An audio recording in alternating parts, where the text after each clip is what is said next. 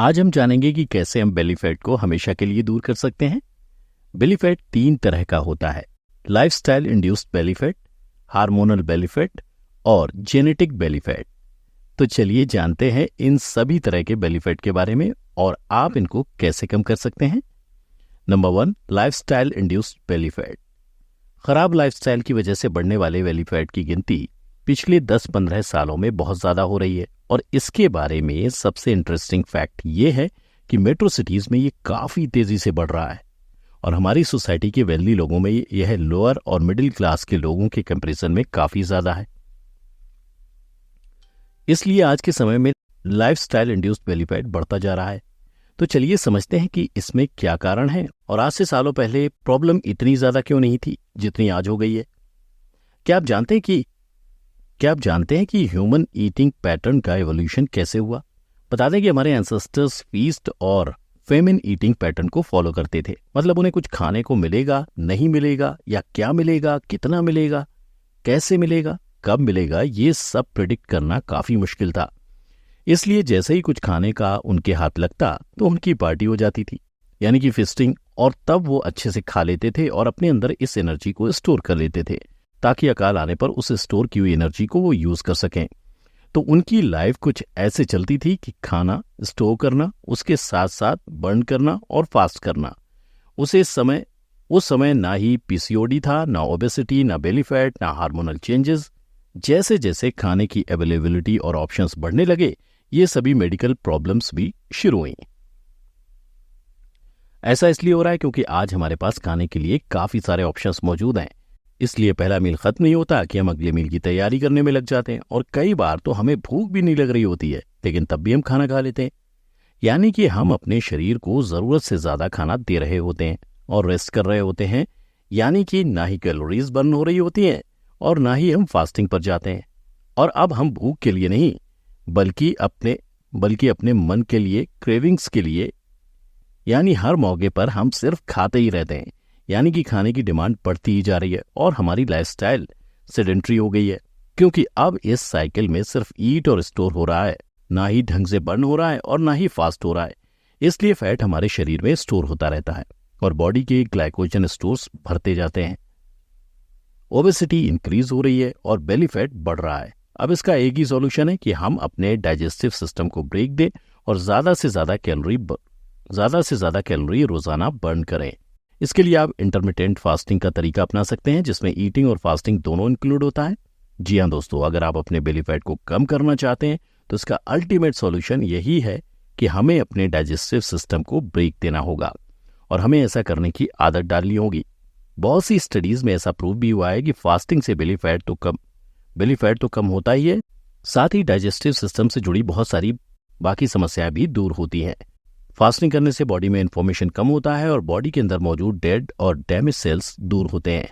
ये anti ageing की तरह काम करता है और स्टडीज से ये बात प्रूव हुई है कि फास्टिंग की मदद से लोगों की न सिर्फ हेल्थ कंडीशन इंप्रूव हुई है बल्कि उन्हें और भी कई सारी चीजों में सुधार महसूस हुआ है। इसलिए फास्टिंग एक ऐसा पावरफुल टूल है जिससे आपकी बहुत सारी प्रॉब्लम्स दूर हो सकती हैं बिना किसी खर्च के और बिना किसी को कोई फीस दिए। इसलिए आप ये कोशिश कीजिए कि समय समय पर अपने सिस्टम को ब्रेक देते रहिए और जितना आपकी बॉडी अलाउ करे उतना अपने शरीर को फास्टिंग रखने की कोशिश करें। Number 2, hormonal belly fat. ये कई वजह से होता है, जैसे पीसीओडी, मेनोपॉज, थायराइड, स्ट्रेस या रेगुलरली प्रोसेस्ड खाना खाने से। इन वजहों से हमारे हार्मोन इम्बैलेंस होते हैं, जिस वजह से हमारा बेली फैट बढ़ने लगता है। इसलिए इसे हार्मोनल बेली फैट भी कहा जाता है। इस दौरान कार्टिसोल यानी कि स्ट्रेस हार्मोन ज्यादा रिलीज होने लगता है और बहुत सारी स्टडीज में ये प्रूव हुआ है कि ये हार्मोन बेली फैट बढ़ने का एक बहुत बड़ा कारण है। अगर हमारे शरीर में कार्टिसोल हार्मोन काफी समय तक बढ़ा हुआ रहता है तो यह और भी बहुत सारी बीमारियों का कारण बनता है और इस तरह के बेली फैट को कम करने के लिए अल्टीमेट सॉल्यूशन है हार्मोन्स को बैलेंस रखना, जिसके लिए हेल्दी लाइफस्टाइल होना जरूरी है। हेल्दी लाइफस्टाइल होने का मतलब है रोजाना एक्सरसाइज करने का रूटीन बनाना, क्लीन डाइट लेना, प्रॉपर स्लीप रूटीन को फॉलो करना और मेडिटेशन करना। अगर आप इस लाइफस्टाइल को फॉलो करेंगे तो धीरे धीरे करके आपका बेली फैट कम होने लगेगा और एक महीने के अंदर ही आपको अपने इंचेस कम होते हुए दिखाई देने लगेंगे। ये सभी सॉल्यूशन परमानेंट हैं और सेफ हैं। Number 3, genetic belly fat. अगर आपकी बाकी की बॉडी के कंपैरिजन में वेस्ट के आसपास फैट ज्यादा है, अगर आपकी फैमिली हिस्ट्री में भी एब्डोमिनल ओबेसिटी रही है, तो काफी ज्यादा चांसेस हैं कि आपका ये बेली फैट जेनेटिक हो। हमारे शरीर में हमारा फैट किस तरह से डिस्ट्रीब्यूशन होगा, ये काफी हद तक हमारे जीन्स पर डिपेंड करता है। कुछ लोगों के केस में उनके वेस्ट के अराउंड ज्यादा फैट जमा होता है और इस तरह के फैट को कम करना मुश्किल होता है। फिर हम चाहे कितनी ही एक्सरसाइज क्यों ना कर लें, ये फैट कम होने का नाम ही नहीं लेता। हाल ही में एक स्टडी हुई है जिस दौरान 1 हफ्ते तक लगातार कुछ लोगों को रोजाना 4 घंटे कंटिन्यूअस एब्स एक्सरसाइज करवाई गई, लेकिन तब भी उनका पेट कम नहीं हुआ। तो इस इनहेरिटेड बेली फैट का क्या सोल्यूशन है? क्योंकि आप अपना जेनेटिक मेकअप तो बदल नहीं सकते, लेकिन आप अपनी लाइफस्टाइल को जरूर सुधार सकते हैं। ऐसे लोगों को दूसरों के कंपैरिजन में ज्यादा मेहनत तो करनी पड़ेगी, लेकिन एक अच्छी लाइफस्टाइल को फॉलो करने से आपका काफी फायदा होगा। आपके लिए कार्डियो एक्सरसाइज जैसे कि रनिंग, साइकिलिंग काफी हेल्पफुल है, और जब आप वर्कआउट करें तो सिर्फ एब्स की जगह ओवरऑल स्ट्रेंथ पर फोकस करें और हर एक्सरसाइज को करते वक्त अपनी एब्स मसल्स को एंगेज रखें। ऐसा करने से आपका बेली फैट मोबिलाइज होगा और आप चाहें तो किसी फिटनेस ट्रेनर एक्सपर्ट की सलाह भी ले सकते हैं। वर्कआउट के अलावा पूरे दिन अपने आप को एक्टिव रखें और जितना हो सके अपनी बॉडी को मूव करें। इसके साथ साथ अगर आप हेल्दी डाइट लेते हैं तो आपका बेली फैट दूर हो सकता है। तो भले ही आपका बेली फैट आपकी खराब लाइफस्टाइल की वजह से हो, हार्मोनल हो या फिर जेनेटिक हो, इसे कम करने का अल्टीमेट सॉल्यूशन है ओवरऑल हेल्दी लाइफस्टाइल मेंटेन करना।